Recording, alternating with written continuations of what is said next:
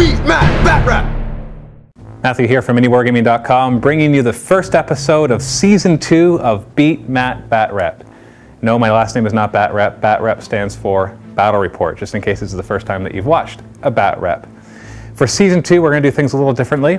Basically, we're going to try to play more War Machine and Warhammer Fantasy, although ironically the first game is 40k. And when we play 40k, one of two things has to happen. Either I don't play as Tyranids. I actually have a few other armies I'm going to be borrowing, from Blood Angels to Space Wolves to Orks to Eldar to Chaos to regular Space Marines. You'll be seeing all of those. Or if I do play the Tyranids, we have to play a special scenario. And that way it's changing things up. Well, today we have Neil from Markham, who's brought 1,500 points of Orks. I don't have an army that I borrowed yet because this is our first one, so I haven't had time to get it ready. So I'm going to be playing my Tyranids, but we're going to be doing a special scenario that we've kind of made up, but it's an idea that came from the Battle Missions book. Now, for Season 2, we have new prizes. Instead of a $25 gift certificate, this is what Neil can win if he beats me. A thing of green stuff, that's valued at $16.99. A thing of magnets, valued at $14.99. And he gets to choose any DVD that we currently sell, which is usually valued around $20. So it's about a little over $50 in prizes. That's if he wins. So we'll see if Neil can win at the very first episode of Beat Matt Batrep. Let's start off by taking a look at Neil's Orc army. Now he decided to bring a Speed Freaks army, so lots of red, lots of trucks, and a battle wagon. Its whole thing is being led by two HQs. We've got an Orc Big Mech with custom force field. That's a very handy upgrade to have. And a War Boss with the big old Power Claw and his Shuda. And so those are his two heavy hitters. The Orc Big Mech is with a group of knobs in a truck. Then we've got a group of Shuda Boys with a knob with a Power Claw, and they're in a truck. And then the War Boss is with a large group of regular boys inside of Battle Wagon with lots of heavy Shudas or big Shudas. And we've got a group of regular boys with a knob inside another truck. Then we've got a small biker squad, and the middle guy is a knob. And then we've got a small group of commandos with the Boss Snickrot upgrade. So they're going to be entering later on from reserves. And we've got a small group of Defcoptas, and they have the bomber upgrade, whatever it's called, that they drop there. It's a one-shot large blast template. So on my end of things, taking a look at my Tyranids, I decided to try something interesting. Now the troops are pretty much the same as what I normally bring, but my trio here is a Hive Tyrant with Lash Whip and Bone Sword and the Heavy Venom Cannon. And I'm bringing along Old One-Eye, the overpriced Carnifex, as I affectionately like to call him. And I'm bringing a Turbogon, and with Catalyst. So my idea here is that the Hive Tyrant with Paroxysm can drop the weapon skill of a unit down to 1, and then the Turbogon can give Feel No Pain to Old One-Eye, and then Old One-Eye will charge in and do lots of damage. We've also got 3 groups of Gene Stealers and 3 groups of Hormigons, all with Toxin Sacks, ready to jump in there and auto-wound on 4 pluses.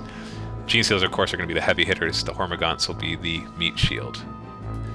The scenario is a modification of one out of the Battle Missions book, the one for the Orks. Basically, there's 3 objectives. You can see them already on the board. But we start in table quarters, and the table quarters we start in are the ones where the objectives are not. So we are cross positions from each other, and he has to deploy first, and then he gets first turn on a 2+. So essentially it's like he's forced to win the roll, and then I try to steal initiative from him. And then of course any troops can take those objectives. And so he deploys first, and so he's trying to figure out exactly how he's going to charge into my army. What I was expecting him to do was just put all the guys out in front and just charge in, but he's actually looking to do a bit more maneuvering with his guys, and so you're going to see him think a lot about these guys.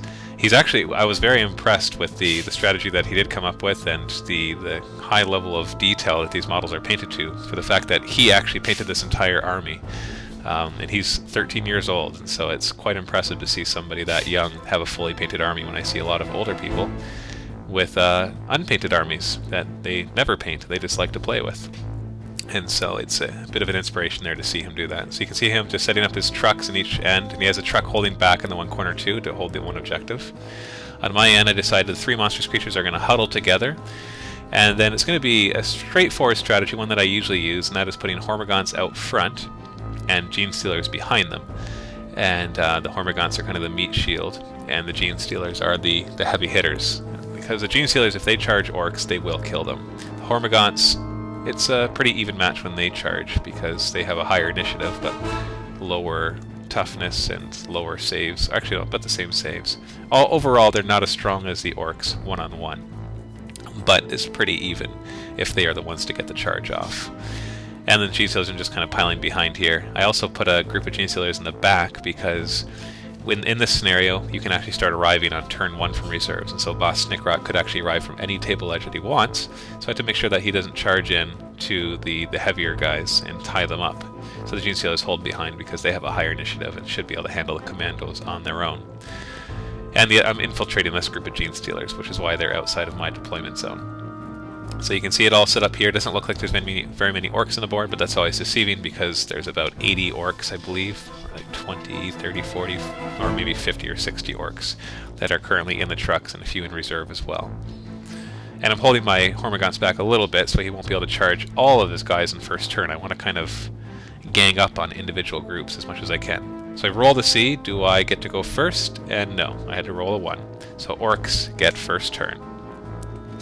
So we roll for reserves first off. He had to get a 4+. Now in this scenario, you get a 4+ on turn 1, and then it starts 4+ on turn 2, 3+ on turn 3, and so on and so forth. That was actually a scout move for his Def Coptas. We had forgotten to do that. So he just put them in there right away. He starts to move his trucks up, and I was surprised that he did not decide to disembark and charge. Instead, he was just kind of holding back to get in a better position, because maybe he didn't want to do it piecemeal. And the other truck moves up and grabs the very first objective. The battle wagon moves up and gets into position to fire, and his bikes move up and get in a position to fire as well. So he's staying back to stay safe. He fires with his big shooters at my Gene Stealers, and I do make my cover save. And then he fires at the Hormagaunts and rolls horribly, unfortunately. His regular guys roll pretty well and inflict a bunch of wounds and actually kill off, I think it was 6 guys there. So the big shooters did nothing, but the regular guys killed 6 Hormagaunts. Firing into the Gene Stealers with the rocket launcher. He does a wound, but I do get my cover save. Fires into the Hormagaunts with the blast weapon in there. That I think is a strength 4, strength 4 small blast. It's basically the same as like a Space Marine missile launcher. And manages to take out a bunch of the Hormagaunts. And then fires with the guys inside the battle wagon.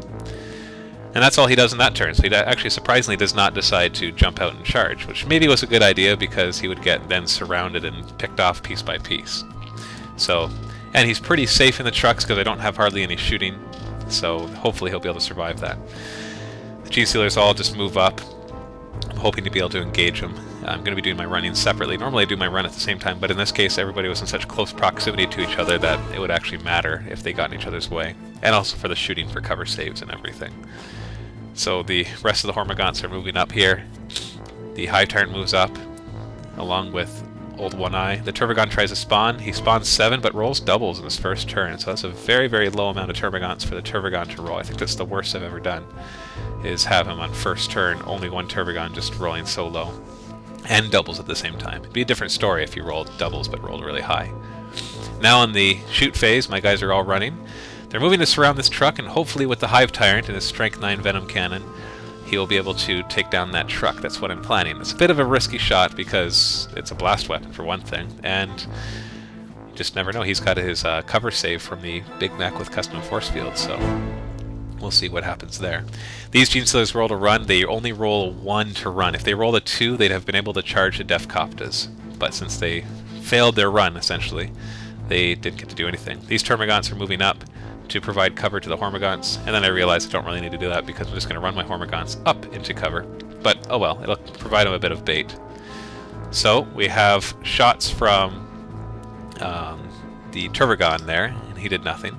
And then we got a single large, or a small blast strength 9 shot, which is a direct hit, and I penetrate, and he fails his cover save, and I get a +1 because he's open-topped, and he actually explodes and then careens a little bit and then explodes. Everything within 6 inches will take a strength 3 hit.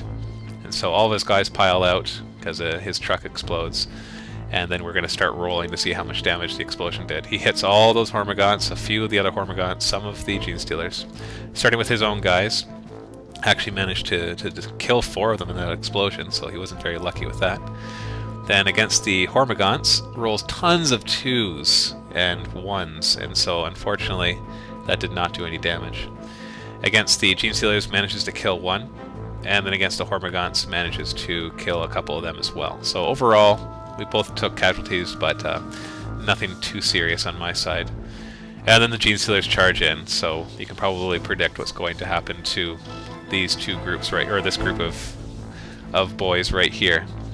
So the Genestealers get to go first. They get lots of wounds in there, some of them rending, and he kills everything. Everything dies except the Knob, who loses a wound as well. And then the Hormagaunts go, and of course that's a lot of hits, and so they finish off that Knob. So very quick, very that was the smallest group of boys, so it's not too huge a loss on his part, but any loss is obviously something that you don't want to do in your game. So they go move back, they fall back in and ready for the counter charges, because there's a big group of Knobs in that one bike, or that one truck, the one that's right beside them. End of round 1. You can see obviously he owns his objective on his side, and the middle one is contested. Nobody's really on it. I've owned this objective on this side, but it doesn't really matter yet, because I'm not just going to sit on it. I got to try to wipe out as much as I can. So end of round 1, he shot down a lot of guys. We actually looked at our dead piles at this point, and they're about even. He killed a lot of Hormagaunts and a few Genestealers. I killed a group of boys and a truck. And so it's pretty even at this point. Stay tuned for round 2 to see what happens. Visit miniwargaming.com to see our videos 1 month early.